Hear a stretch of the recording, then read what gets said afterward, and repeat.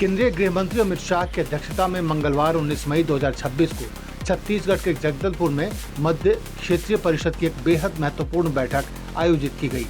बस्तर के इतिहास में पहली बार आयोजित हुई इस उच्च स्तरीय बैठक में 4 राज्यों के मुख्यमंत्रियों ने हिस्सा लिया, जिनमें छत्तीसगढ़ के विष्णुदेव साय, मध्य प्रदेश के डॉक्टर मोहन यादव, उत्तर प्रदेश के योगी आदित्यनाथ और उत्तराखंड के पुष्कर सिंह धामी शामिल थे।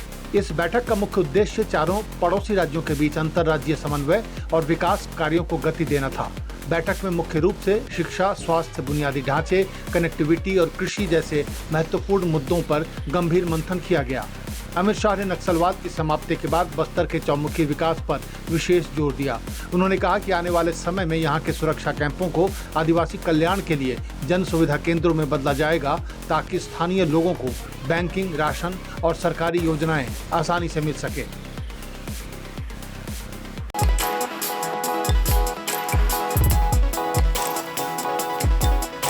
रायपुर में बीजेपी विधायक और पूर्व विधानसभा अध्यक्ष धर्मलाल कौशिक से मोबाइल लूटने वाले आरोपी को पुलिस ने महज 8 घंटे के भीतर गिरफ्तार कर लिया।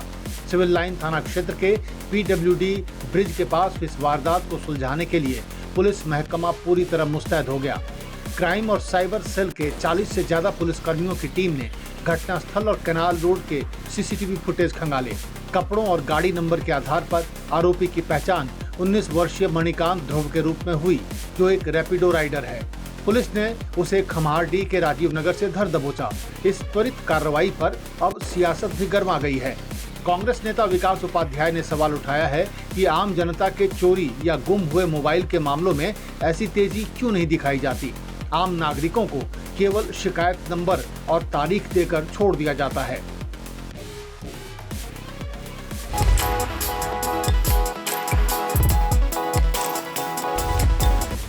बिलासपुर यूनिवर्सिटी में रिजल्ट का बड़ा खेल चल रहा है। होनहार छात्रों को सिर्फ 0 और 2 नंबर मिल रहे हैं। छात्र संगठन AIDSO ने इस धांधली के खिलाफ बिलासपुर में कलेक्टर दफ्तर का घेराव किया। छात्रों का आरोप है कि साल में 8 बार फीस वसूली हो रही है। साथ ही नीट पेपर लीक को लेकर भी छात्रों का गुस्सा भड़क उठा है और उन्होंने NTA को बंद करने की मांग की है। छात्रों का आरोप है कि कॉपियों के मूल्यांकन में भारी लापरवाही बरती गई है। हाल ही में जारी BA प्रथम सेमेस्टर के रिजल्ट में कई छात्रों को 0, 2 या फिर 3 नंबर मिले हैं। नियमों में रीचेकिंग का विकल्प न होने से छात्रों का भविष्य दांव पर है। प्रदर्शनकारियों का कहना है कि सेमेस्टर सिस्टम से फीस का बोझ बढ़ गया है, जिससे शिक्षा का व्यवसायीकरण हो रहा है। जहां पहले छात्र साल में 3 बार परीक्षा फीस देते थे, वहीं अब 8 बार फीस देनी पड़ रही है।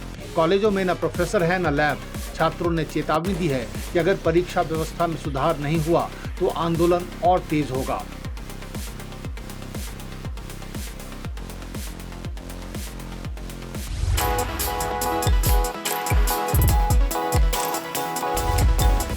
महासमुंद में पुलिस ने बड़ी कार्रवाई करते हुए कार से 9 करोड़ 17 लाख रुपए का सोना बरामद किया है। मामला सिंघोड़ा थाना क्षेत्र के रेहटी खोल चेक पोस्ट का है। पुलिस को मुखबिर से सूचना मिली थी कि ओडिशा की तरफ से भारी मात्रा में सोना ले जाया जा रहा है। नाकाबंदी के दौरान जब संदिग्ध कार को रोककर तलाशी ली गई तो अधिकारी भी हैरान रह गए। तस्करों ने कार की पिछली सीट के नीचे एक बेहद शातिर सीक्रेट चैम्बर बना रखा था।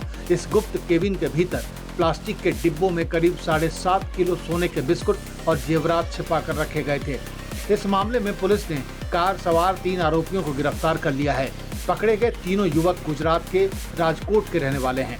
आरोपी इस सोने से जुड़े कोई भी वैध दस्तावेज पेश नहीं कर सके। फिलहाल पुलिस ने सोना जब्त कर आगे की जांच के लिए आयकर विभाग और DRI को सूचित कर दिया है।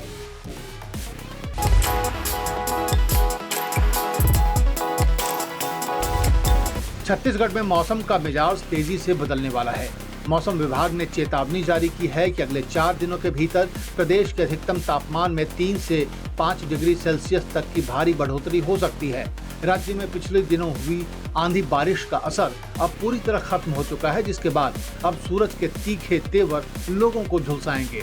हालांकि प्रदेश में इस समय दोहरे मौसम का दौर भी देखने को मिल रहा है। एक तरफ जहां बिलासपुर और राजनांदगांव जैसे मैदानी इलाकों में पारा 44 डिग्री के पार पहुंच रहा है, वहीं दूसरी तरफ गरियाबंद और धमतरी समेत 4 जिलों में हल्की बूंदाबांदी और तेज हवाओं का येलो अलर्ट भी है। मौसम वैज्ञानिकों के अनुसार चक्रवाती सिस्टम कमजोर होने और आसमान साफ होने से सीधी धूप पड़ेगी, जिससे उमस और गर्मी बढ़ेगी। 20 और 21 मई को राज्य के कई हिस्सों में भीषण लू चलने की आशंका है, जिससे बचने के लिए दोपहर में बाहर न निकलने की सलाह दी गई है।